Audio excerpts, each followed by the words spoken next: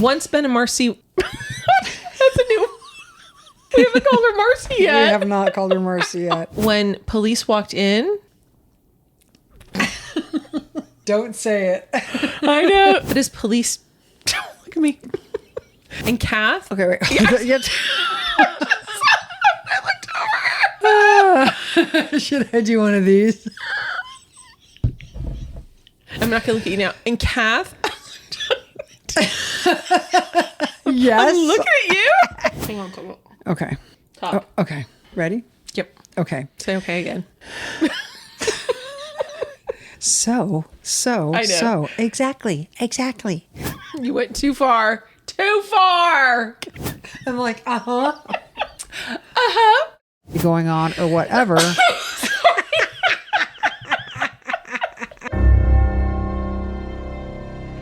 So you will see that we are here in our fanciness because today is the very first episode of our fifth season. Of the fifth freaking season. Which is crazy. Cheers. Oh my God, cheers. But we also wanted to say thank you to all of you, our listeners, our friends, our families. You guys are all of them. You fill that bill for every one of them. Exactly. So. And it's your listenership that got us to, according to Listen Notes anyway, the top 1% of all true crime podcasts. Correct. That's supposedly us. Now, it doesn't matter because there are 2 million true crime podcasts. And we're not making any cash. So. But it sounds so wonderful, doesn't it? It does. Now, our goal is to get to 0.5. So tell a friend. Exactly. Review. Watch us on YouTube and join our Patreon. Yeah. So thank you so much. Yes. And I am going to put my tiara down. Are you wearing yours? I am, but you have to wear yours. Put it on your neck. There you go. I think I call it a tiara. I think it's a tiara. Tiara, potato. It's a tiara, but it's not on your neck if it's a tiara. It's a necklace. It's a boa. I have a boa now. Oh, there you go. I like it. So thank you so much. Yes. We totally appreciate you guys. And we hope we're here in another 5 years. Thank you for putting up with us. But right now we'll just take 6. Exactly. True. We have a very special episode for you today, just like every week. This is the norm. Yes. And today's destination is Rybrook, New York. This small village is just 40 minutes north of New York City. So with its easy commute, it is an ideal location for families who want to live there, or if you just want to enjoy a quieter life, but you still have all the amenities and luxuries just a short distance away in the big city. It also has an extremely low crime rate. And in fact, most years, Kath, it doesn't have any violent crimes recorded and very few misdemeanors. But in 2009, all eyes were on Rybrook when the murder of a social scion hit the headlines. It was the end of an era. In February of 2009, Ben Novack Jr. went to check on his 86-year-old mother, Bernice.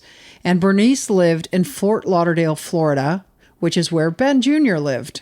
A neighbor had called Ben Jr. and told him that his mother's garage door had been open all night. So Ben went over to his mom's house to find a horrific scene. His mother was lying face down in a pool of blood in the hallway between the garage and the kitchen.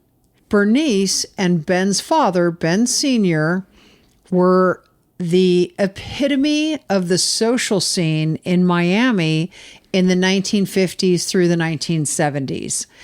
Ben Sr. in the mid-1950s developed the Fontainebleau Hotel in Miami Beach.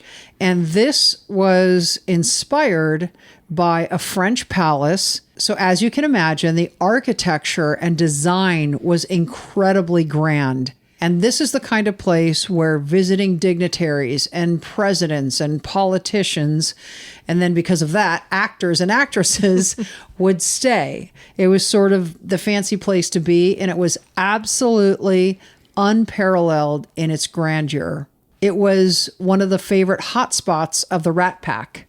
And I don't know if this was in the 50s or 60s, but it was Sammy Davis Jr. and Frank Sinatra, Dean Martin and their friends. Yeah. I don't know anybody else. And someone else. There's a fourth member of the Rat Exactly. Pack, and to his family, I apologize. Yeah.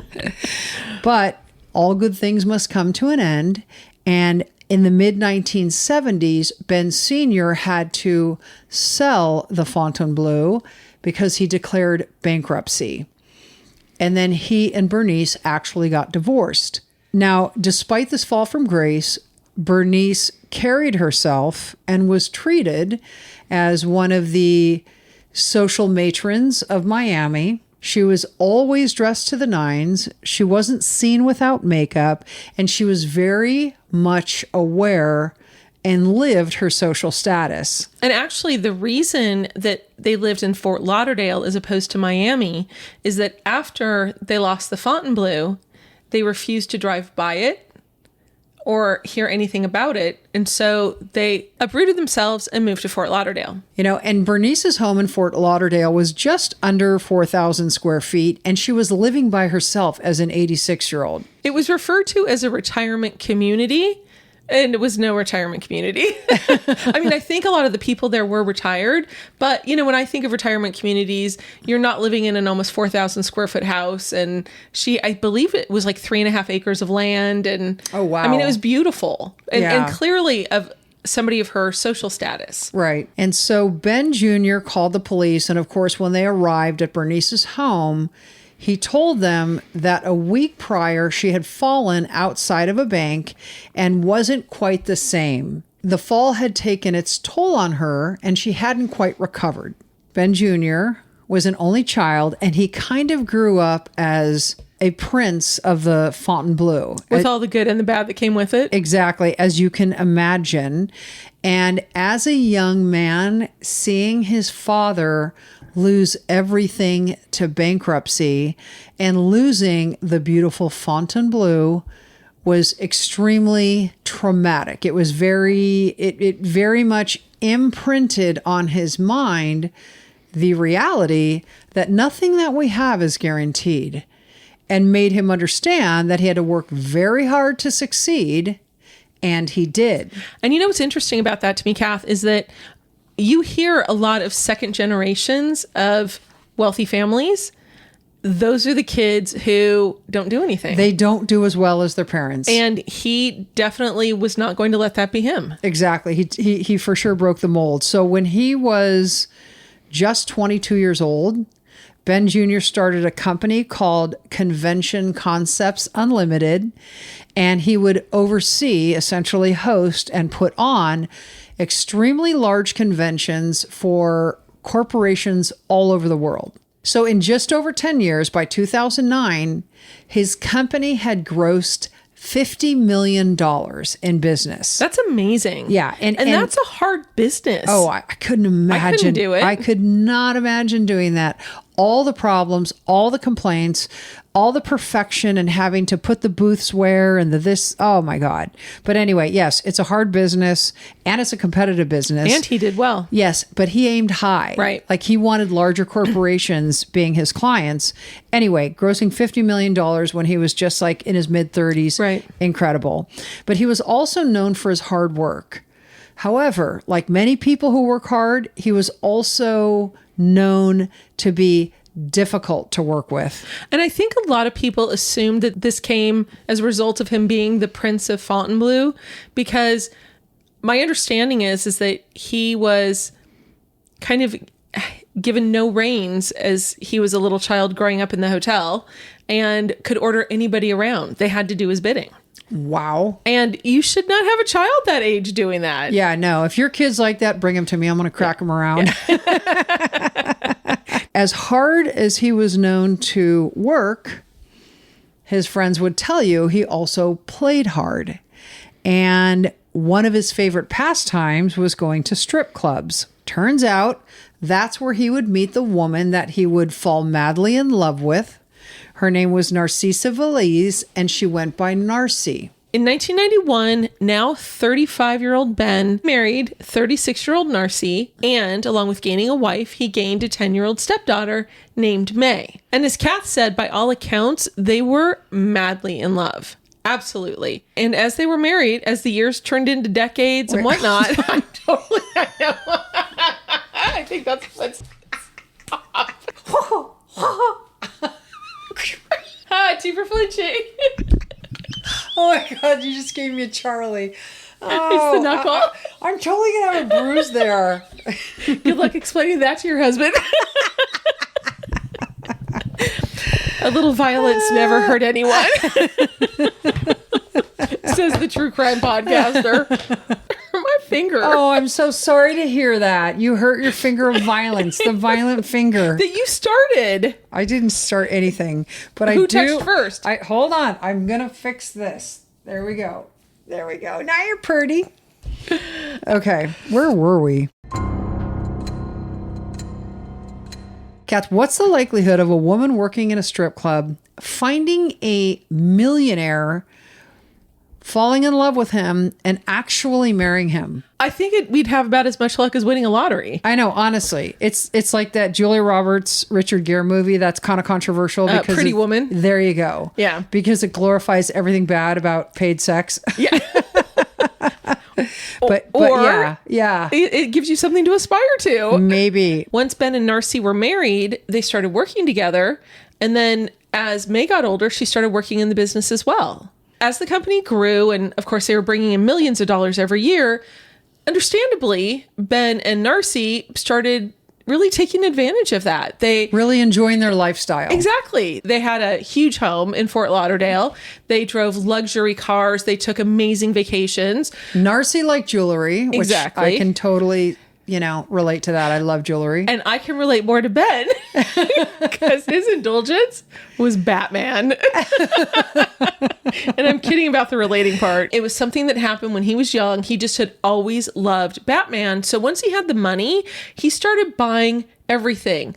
All first edition collector's items, toys and books and comic books and whatnot, kept them preserved exactly as they were in several rooms in this mansion. But his favorite collector's item was a replica of the 1960s Batmobile. Okay, now that's cool. Everything else to me, Well, why are you going to buy it and put it in a room? But the Batmobile? Yeah. No, I would totally drive that thing. I mean, the Batmobile was so cool. It was so cool. I still remember my brother and I watching that, like Batman and Speed Racer. But like the 1960s, the original Batmobile, so freaking cool. Yeah. I would let you ride shotgun, in fact, Missy. Could I have a shotgun? Yeah, in fact, you can. Because we need a weapon. You could ride shotgun with a shotgun. We wouldn't have those, what do they call them? The belts they wore? Utility belts. I don't know. What, We would have ejector seats. Okay. So you could be ejected and you could be like, pop, pop, pop, pop, pop, pop, pop. Yeah, no, I would totally. Our violent natures are coming forward after all these years. Exactly. But even though Narcy wasn't happy with us collecting all this Batman memorabilia, because he kept them in separate rooms and she didn't have to see it, she was fine with it. But then their dream life turned into a nightmare. In the early morning hours of July 12th, 2009, police in Rybrook, New York received a 911 call from one of the hotels. A dead body had been found in a room, specifically the penthouse suite. As police walked into the room, it was one of the most gruesome crime scenes they had ever seen.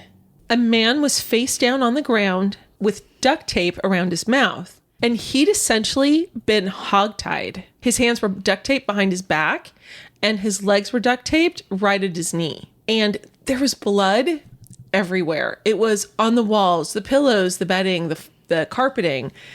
It was brutal. And it was very clear to detectives that the man had been beaten to death. The man was identified as 53-year-old Ben Novack Jr. Police first spoke with Ben's wife, Narcy, because she was the one who called 911. And she explained that she and Ben and their daughter, May, were in town running an Amway convention. And there were over 1,000 attendees for this convention. And it was a big deal. So police started building a timeline. And they knew looking at the phone records that Ben had received a call at 6:54 in the morning. So they knew he was alive at that time based upon the length of the phone call. It was apparently a phone call from a hotel worker communicating a problem about the breakfast menu that morning for the attendees. Which is just one of the many reasons I wouldn't want to run a convention business. Dude, I could not imagine. No. One year while my boys were in high school, I think it was 1 year, could have been two. I might not be remembering from trauma, but I had to run a mother-son breakfast. And it killed me. Well, and I believe my sister ran it one of those years too, because I had to help with the seating. Yeah, I'm sure I roped her into it. And everybody was like, oh, but I want to sit with my best friend, and I want to sit with my best friend. I know my son doesn't like her son, but I like her. It was the most horrific experience of my life. I knew I was the wrong person for the job. I didn't volunteer for it. They asked me, and I told them, this is not within my skill set, but I did it anyway, and it turned out good enough. But there were complaints. 10 years later, she's still complaining. I'll never do it again. I didn't have a big wedding. I felt like I was throwing a wedding for 4,000 moms. But anyway, it was horrible. So yeah, I can't imagine. Imagine having 1,000 attendees and you're having a complaint about breakfast or breakfast isn't ready on time or whatever. Anyway, so that's what happened. So they knew that Ben was alive at 6:54 in the morning. And Narcy explained to detectives that she had been in the room when Ben received the phone call, and she said, don't worry about it. You go back to sleep. I will handle this. So she left her room at about 7:15 because detectives found video of Narcy in the dining room at 7:17 in the morning, clearly having a conversation with hotel staff. So it was about a half hour after that video was taken that Narcy returned to her hotel room and found her husband dead on the floor. That was when she ran out of the room and immediately called 911.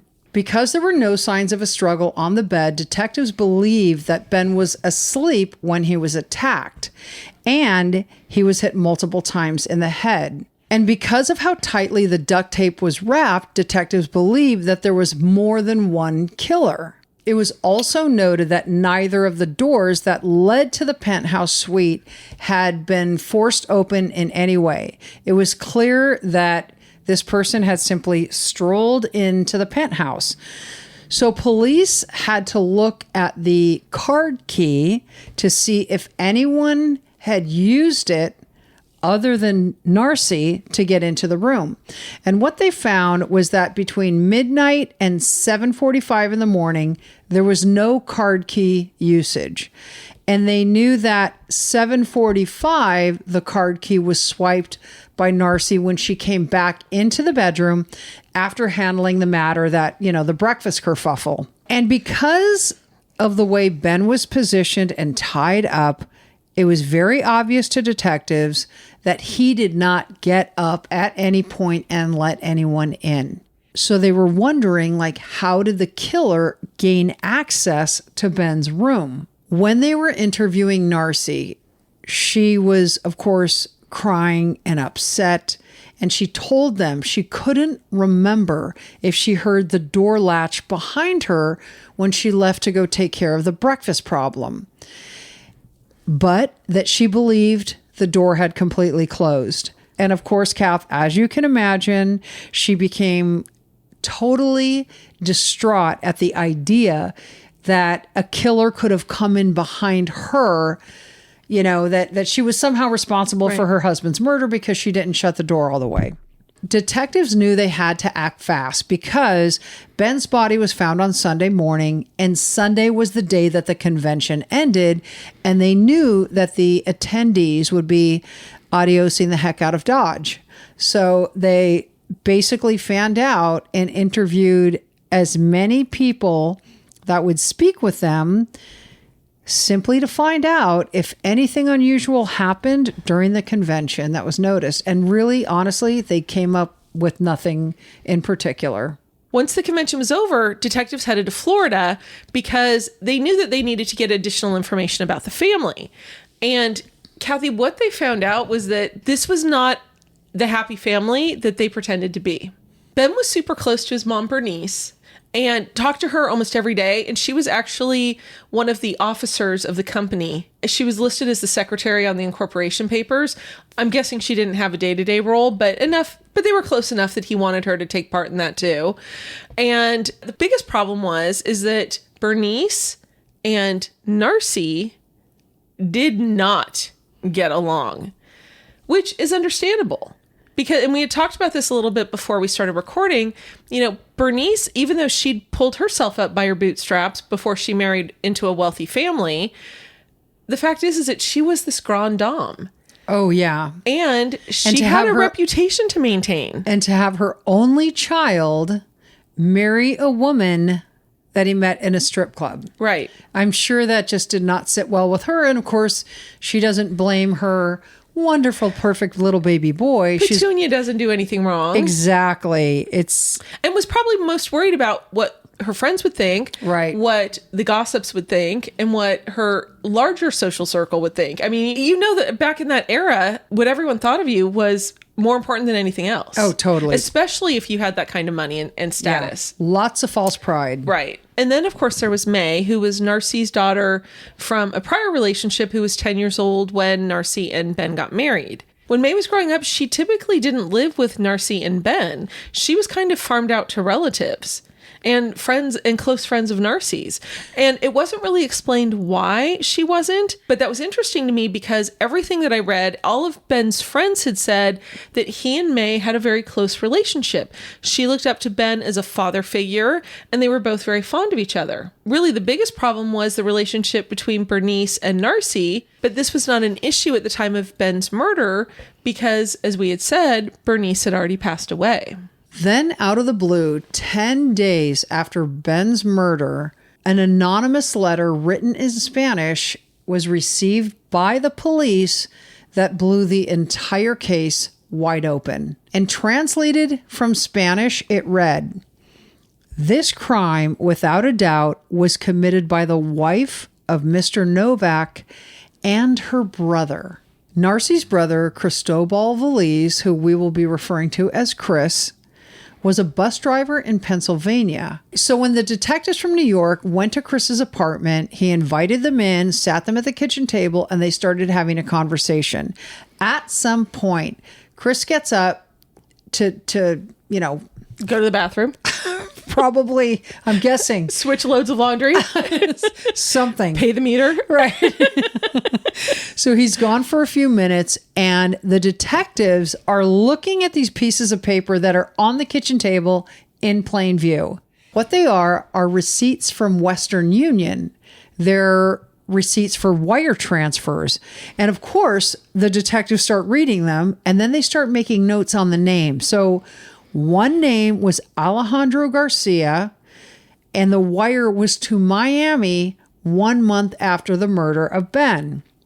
So he was wired $500, and detectives wondered, was this a payment for a hit? Why is $500 being sent to this guy? Just to get a little bit nerdy on you, when you invite some detectives into your home and they observe things in plain view, they do not need a search warrant. Had they started ruffling around the papers or digging in drawers, that's probably going to be evidence that's excluded later on. But here it was right there in plain view. Or maybe one of the detectives had blown the papers like... That's what I would have done. And you ruined my glass. Germs. Blown germs. Them to spread out.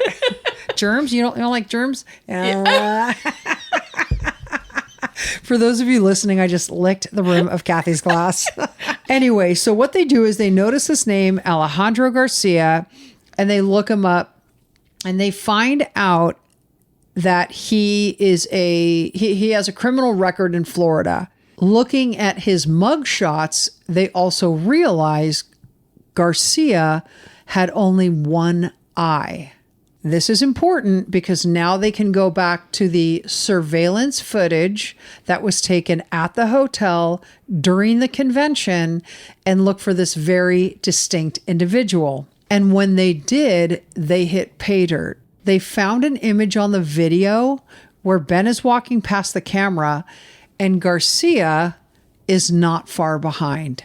And Kath, the other thing that the surveillance video showed was that Garcia wasn't alone as he was following Ben. There was actually another man with him. So now, of course, the police are thinking, all right, 2 hitmen were hired for this. Having this photo of this other man, police were able to determine that his name was Joel Gonzalez, who also had a record out of Miami and was friends with Garcia. So now with this information, of course, detectives spent months gathering evidence, and they went to the usual suspects, right? They went to bank accounts and credit card accounts and anything else they could find. But really what gave them the most information and the best information were phone records. And so once detectives had the 2 suspects' phone numbers, they were able to track their locations to find out where they had been when they were in New York. So the trail led the detectives to a motel in Queens, New York, that showed that Garcia and Gonzalez had checked in the weekend of Ben's murder.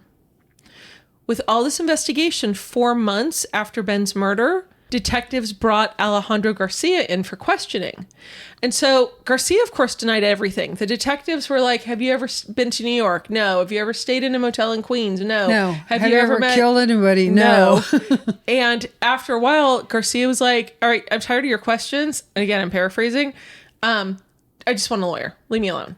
And so that's what happened. Now that Garcia's lawyered up, investigators went after Gonzalez, went down to Miami. Who, by the way, had dipped from Miami. He did. Yeah, he dippity-doo-dah. That he did. And then he came back. He was probably like, this looks suspicious. I better go back. And he actually wound up eventually turning himself into the Miami Police Department. When he reached this point, Kathy, and turned himself in, he was ready to spill the tea. Gonzalez then tells detectives everything he knows and implicates his partner in crime, Garcia. And then surprisingly, when Garcia learned that Gonzalez was singing, Garcia decided to turn it into a duet. I like that. But then Garcia also implicated Narci's brother, Chris.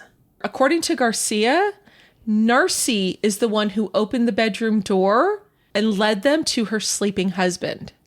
Now, according to Garcia, he and Gonzalez took separate ends of the bed. They went on either side of the bed, and they actually started beating Ben with hand weights. Now, these weren't barbells that you would expect to see men using in the gym. These were weights that women use at home. These were like the rubber covered, right, that are thick pastel. Exactly. And theirs were blue. Theirs were blue pastel. That's what they used to beat Ben. They hit him so hard so many times that the body actually fell off the bed onto the floor. And then once he was on the floor is when they duct taped him and covered his mouth. But Kath, if that wasn't shocking enough information about Narci letting them into the room, Garcia had one more secret to share.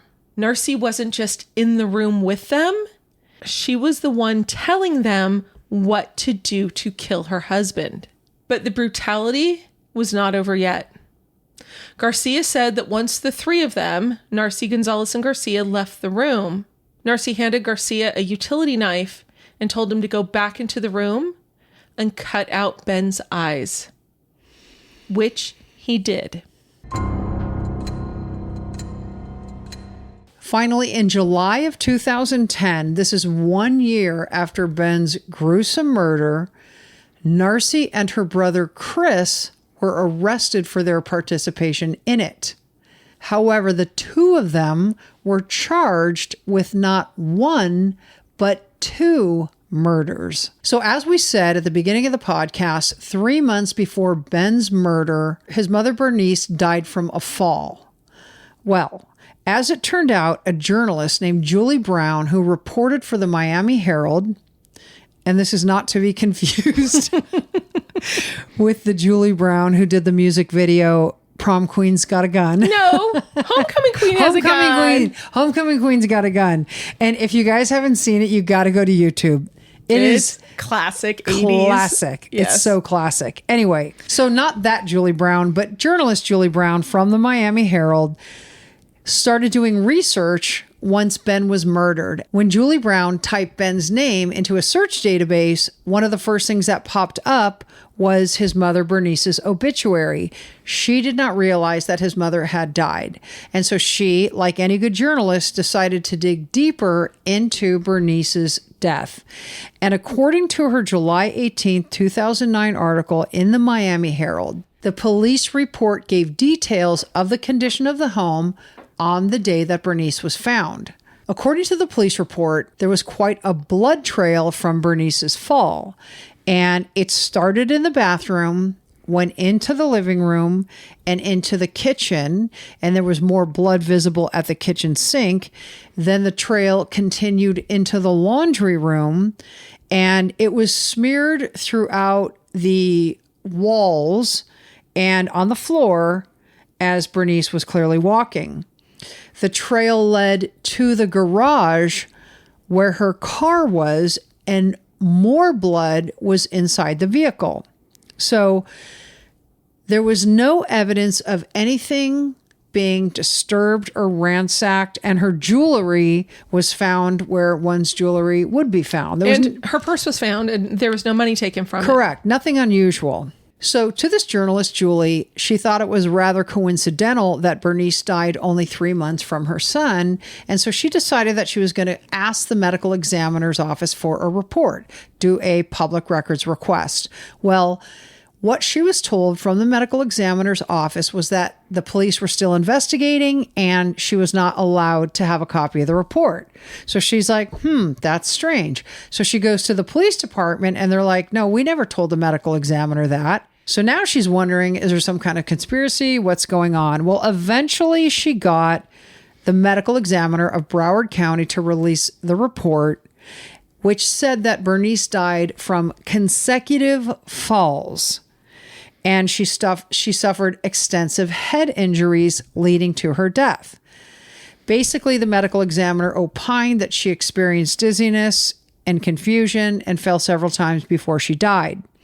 So one of the things that stood out to journalist Julie Brown was that Bernice had suffered a skull fracture, broken teeth, a broken jaw, and lacerations to her face. So she's like, this is really weird. So the toxicology tests showed that she had alcohol in her system, but it was extremely low. Right. More like trace amounts. Yeah, trace amounts. Exactly. Anyway, the death was ruled accidental. But Julie thought this was an excessive amount of injuries for an 86-year-old falling. Right. And she hit up one of her friends who was a retired police officer and said, hey, can you look at this? Can you look at this information I have and give me your thoughts? And it was with the report came photos. Right. Basically, he looked at it and said, there is no way this woman died from falling because there was blood spatter on some of the walls and in the vehicle, indicating a high velocity contact with Bernice. And so he said it looks like she'd been struck in the head multiple times. Julie Brown went back to the Fort Lauderdale police with this information from this retired officer and said, hey, I don't think this is right. And they said, They said, hush, hush, pretty lady. But they basically said, it's been ruled an accident, case is closed, be on your little merry way. Exactly. But Kath, then everything changed because prosecutors were trying to work out a plea deal with Alejandro Garcia in order for him to testify against Narcy and her brother Chris. And as part of this plea deal, which of course is tit for tat, you give us information, we'll make you a better plea deal, he revealed that Chris had paid him to kill Bernice. So Julie Brown, journalist Julie Brown, although also singer Julie Brown, right? They were correct. The Homecoming Queen did have a gun. So Kath, according to court records, Nancy and Chris wanted Bernice to be killed first because Narcy wanted Ben to inherit his mother's wealth before he died. What Garcia told prosecutors is that he basically kind of lurked on the side of the house by the trash cans, waiting for Bernice to come home. When she did, before she closed the garage door, he went in and got her as she was coming out of her car and hit her in the face with a wrench. And as she struggled to leave, he hit her again and again. And that's why she had a broken jaw, a skull fracture. And when she fell, she broke her finger and whatnot. But this woman... I can't imagine what that little old lady from Pasadena went through. Agreed. I can't imagine. Yeah. She had quite a constitution to withstand a blow from a wrench Several blows from wrench. And she was cruising around her house. Right. You know? But, I mean, unbelievable. Absolutely. Unbelievable. Once Garcia informed Chris that this job had been done, that's when Chris sent him the money and sent him a text message that said, "Job well done." It was shortly after Bernice's murder that Chris contacted Garcia again and said, "Hey, I got another job for you. This one's in New York." And apparently, Kath, the New York job wasn't to necessarily kill Ben, but rather to assault him and somehow give him life-altering injuries. So whether it was blindness or having him be a quadriplegic, like disable or something, him somehow. Yes, so that Narcy could take over the business. And it was also to punish Ben for what she had told Chris was sexual abuse. Everything about this case simply points to greed. What we know about Narcy and Ben's relationship is that they were into S&M. At least we know that Ben really was. So there's no indication of what type of sexual abuse Narcy was alleging that she suffered from, if at all. But because it wasn't in court records. Correct. That we could find anyway. Right. So Garcia told prosecutors that Chris was the one responsible for hiring him to do these jobs and for paying him, and emphasized once again that it was Narcy who was the mastermind behind this whole thing. 10 months after Narcy and Chris were arrested for Ben's murder, they were also charged with Bernice's murder. Trial began in June of 2012, and now this is just 2 years after Ben was murdered. Bernice Novack and her brother Chris were tried together for both murders, Ben's and Bernice's. And the prosecution believed, with these two witnesses who had turned state's evidence, the trial was going to be pretty much open and shut. One of the detectives took the stand and said that Narcy was immediately a suspect because, although she had discovered Ben's body, one of the first things she asked detectives was, did he die of a heart attack? And the detective knew that Narcy was the first one to see the body. She saw him bound. She saw him bloodied. And the blood all over the hotel room. Right. Like, no, Narcy, heart attacks do not induce skull fractures. Anyway, the detective also spoke with one of the hotel guests who was in the hallway when Narcy exited the hotel room on her way to call 911. And that guest said that now she had just discovered her husband's body. Dead from a heart attack. Yeah. Calm, cool, collected, just sort of cruised past him in the hallway.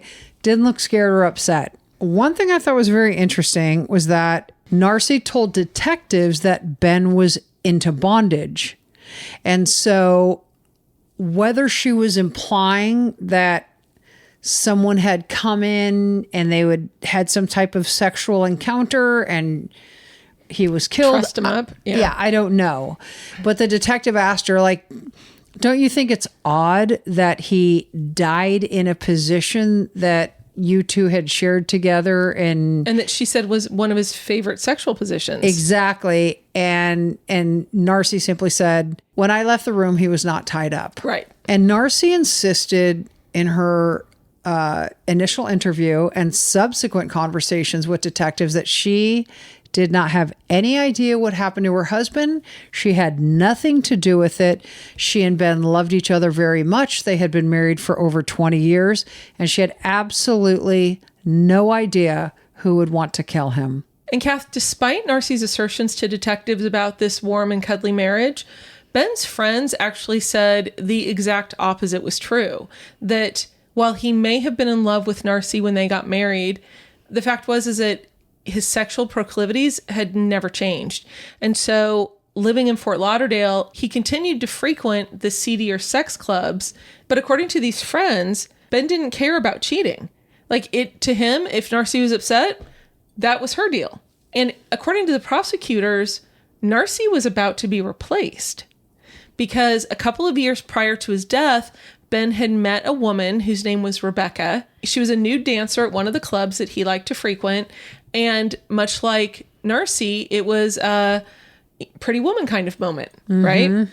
Ben had even moved this woman, Rebecca, from Miami to Fort Lauderdale, from an apartment to a condo even, just so she could be closer to him. And Rebecca had said this was going somewhere. He was going to leave his wife for me. Whether or not that's true, we don't know. But Rebecca believed it to be true, that he was going to leave his wife and they were going to start over together. Rebecca actually also told prosecutors that Narcy knew she existed.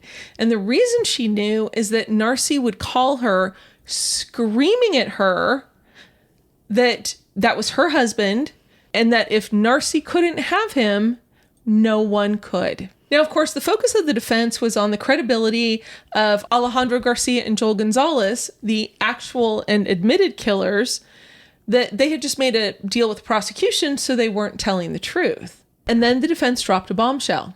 Narcy's brother, Chris, pointed the finger at his niece, May, as being the one who wanted Ben killed, telling Chris that he just had to be killed because he was an evil man.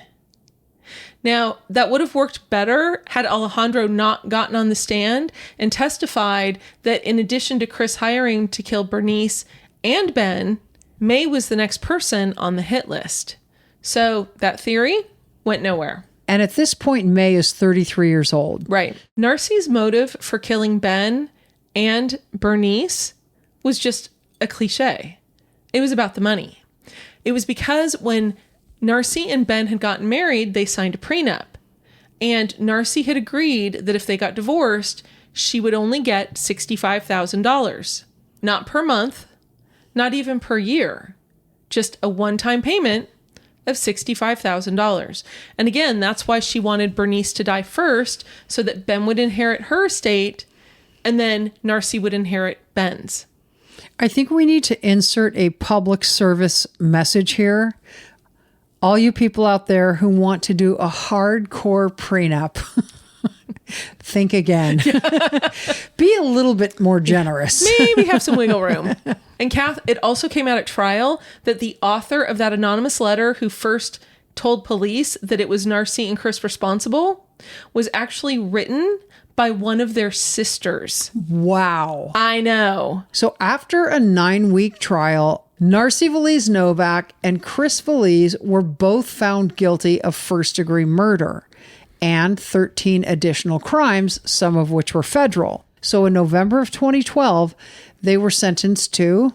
LWOP. Yes. But because it was in a federal court, it was none of this life without parole. Haha, you can apply for parole in 30 years. Right. Feds mean what they say. It's life. It's life. 2 years before testifying at Narcy and Chris's trial, Alejandro pled guilty to interstate domestic violence charges in connection with the death of Ben Novack. He was sentenced to 17 years in prison and then required to pay back the $29,000 he received for being a hitman. 6 months later, Joel Gonzalez pleaded guilty to domestic violence with death resulting, stalking, conspiracy, etc., etc., etc., and he was given 10 years. And I do not know why Garcia was given 7 more, except for the fact that he cut out his eyes. There was a movie made on this. In 2015. And Rob Lowe actually played Ben, which was quite a compliment to Ben. So I'm sure that the last question on everyone's minds, though, is who got the money? Who got the money? So this was interesting. Obviously, it would have gone to Narcy because she was the widow. And this was in his will. This was his will. Even though Ben was killed in New York, he and Narcy lived in Florida, so the will was under Florida law. Florida law has what they call a slayer statute, which a lot of states have. And it's intended so that if a beneficiary of the will kills the person, the will holder, they won't get any money. So in this case, with Narcy being the killer, the law treats it as if Narcy died first. So she has no inheritance rights under this will. And by the terms of Ben's will, if Narcy didn't receive it, all the money went to 33-year-old May, and she had 2 sons, a 16-year-old and a 17-year-old. Ben's cousins didn't like that. He had 2 cousins who actually filed suit to stop this from happening because their argument was, May was Narcy's daughter. Won't Narcy benefit from May getting this money, even tangentially, because It's her daughter. The two cousins, they filed suit to stop it, and it worked its way through the Florida courts up to the Supreme Court of Florida, and they said, no, there's nothing that says that there can't be any connection between the recipient and the killer itself. When all this first started, Ben's net worth was estimated to be about $10 million. By the time this all worked its way through, it was about $4 million. Boo-hoo, I'll take it. That's the estimate of what May and her sons received. I'm glad she received it. I am too. All right, that's all we have. That's it. Welcome to season 5, Season baby. 5. Here we are. Here we are. It's going to be a good one. Please don't forget. This is the last time you see me with a boa or a thing on my hat. Or a hat. Well, no. No, that's you'll not see true. me with a lot of hats. If you have cases, please send them to us because we love Exactly. getting them that way. If you have not already left a review, please do. What review do you leave? Only a 5-star is allowed. That's all that's Only allowed. a 5-star. Sorry. Do not let your fingers do the walking. And we have a free 7-day trial at the $10 Patreon level.